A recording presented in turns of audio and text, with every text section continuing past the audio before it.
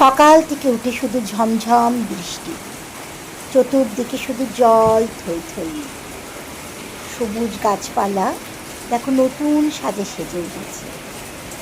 আর এই সুন্দর বৃষ্টির দিনে পেঁয়াজি ছাড়া তো ভালোই লাগে না বাঙালিদের, তাই তো? আর তার সঙ্গে এক কাপ গরম চা। দুপুরের রান্না একটা স্পেশাল মেনু, সাবেকি মেনু, সেটা হচ্ছে চাল কুমড়োর সঙ্গে ছোলার ডাল। পরিমাণ মতো সর্ষের তেল নিলাম। এই রান্নাটা কিন্তু সর্ষের তেলেই ভালো লাগবে। তেল গরম হয়ে গেছে, আমি দুটো তেজপাতা, দুটো শুকনো লঙ্কার হাফ চামচ মতো গোটা জিরে দিলাম। ফোড়ন থেকে সুগন্ধ বেরোলে এক মুঠো ছোলার ডাল আমি আগে থেকে 3 ঘন্টা মতো জলে ভিজিয়ে রেখেছিলাম। তারপর সেটাকে ভালো করে ধুয়ে জল ঝরিয়ে আমি দিয়ে দিলাম ফোড়নের মধ্যে, আর গ্যাসের ফ্লেমটাকে একদম বাড়িয়ে দিলাম যাতে ছোলার ডালটা জলটা শুকিয়ে যায় তাড়াতাড়ি। 1 মিনিট মতো আমি ভালো করে ডালটাকে ভেজে নিচ্ছি।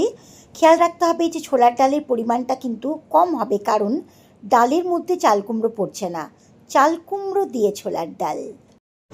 ছোলার ডাল ভালো করে ভাজা হয়ে গেছে। এবার আমি একটা মিডিয়াম সাইজে চাল কুমড়ো ভালো করে খোসা ছাড়িয়ে প্রথমে জল দিয়ে ধুয়ে নিয়েছিলাম, তারপর আমি ছাড়িয়েছি, তারপর এরকম লম্বা লম্বা আলু ভাজার মতো কেটে নিয়েছি, দিয়ে ভালো করে জল ঝরিয়ে দিয়ে দিলাম এই ছোলার ডালের মধ্যে। গ্যাসের ফ্লেমটাকে মিডিয়ামে দিয়ে আমি খুব ভালো করে 2 মিনিট মতো ছোলার ডালের সঙ্গে এই চাল কুমড়োটাকে মিশিয়ে নিচ্ছি। এরপর দিলাম পরিমাণ মতো লবণ আর দিলাম পরিমাণ মতো হলুদের গুঁড়ো। লবণ আর হলুদটাকে খুব ভালো করে মিশিয়ে দিচ্ছি চাল কুমড়োর সঙ্গে। আমি কিন্তু এই রান্নাটাতে কোনো জলের ব্যবহার আলাদা করে করব না। হলুদ আর লবণ ভালো করে মেশানোর পর আমি গ্যাসের ফ্লেমটাকে মিডিয়াম টু লোয়ে দিয়ে মোটামুটি 10 মিনিটের জন্য ঢাকনা দিলাম। 10 মিনিট পর আমি ঢাকনাটা খুলে দিচ্ছি। দেখো কত জল বেরিয়েছে চাল কুমড়ো থেকে, আর চাল কুমড়োটা কিন্তু অনেকটাই সেদ্ধ হয়ে এসছে। এবার আরও আমি 5 মিনিট মতো চাল কুমড়োটাকে ভালো করে নাড়াচাড়া করে নিলাম, একটু ঘেটে নিলাম চাল কুমড়োটাকে। এবার আমি 3টে কাঁচা লঙ্কা দিলাম, ঝালটা তোমাদের স্বাদ অনুসারে দিও। তবে এই সমস্ত সাবেকি নিরামিষ রান্নাতে কিন্তু একটু ঝাল কম মিষ্টি বেশি ভালো লাগে। কাঁচা লঙ্কাটাকে ভালো করে মিশিয়ে দিয়ে একটু নাড়াচাড়া করে নিলাম। গ্যাসের ফ্লেমটাকে মিডিয়াম টু লোয়ে রেখেই আমি আরও 10 মিনিটের জন্য ঢাকনা দিলাম। আবার 10 মিনিট বাদে ঢাকনাটা খুলে দিয়েছি, দিয়ে গ্যাসের ফ্লেমটাকে একদম বাড়িয়ে দিলাম।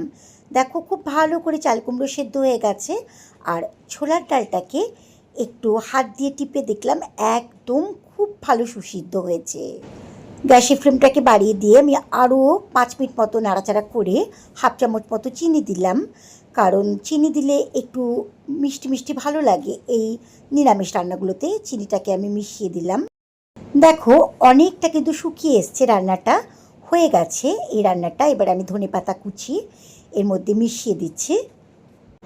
তোমরা সামান্য গাওয়া ঘিও দিতে পারো, কিন্তু আমি দিইনি, আমি শুধু ধনেপাতাই দিলাম। ধনেপাতাটাকে ভালো করে নাড়াচাড়া করে মিশিয়ে দিয়েছি।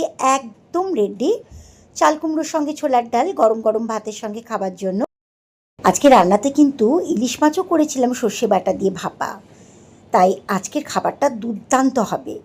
একদিন তোমরা বাড়িতে অবশ্যই এই নিরামিষ সাবেকি রান্নাটা ট্রাই করো। চাল কুমড়ো দিয়ে ছোলার ডালের তরকারি বা ঘন্ট যাই বলো না কেন। গ্যাসের ফ্লেম অফ করে দিয়ে ঢাকা দিয়ে দিলাম।